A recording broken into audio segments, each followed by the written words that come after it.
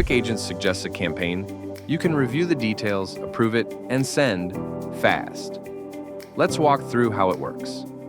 From the Quick Hub dashboard, open Quick Agents, then head into the dashboard.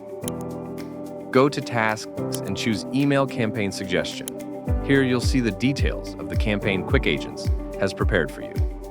If you're happy with it, click Approve to accept the suggestion. Next, select Edit Contact to choose who will receive this campaign. Pick your contact list, then click Next. Once your audience is set, click Post Now to send the email campaign. Now, let's confirm the send. Open Quick Campaign, go to the dashboard, then select Campaign and open campaign details. From here, click Gmail, then copy link to view or share the exact preview of your email. And that's it. Just a few clicks to approve a suggestion, pick your recipients, and send.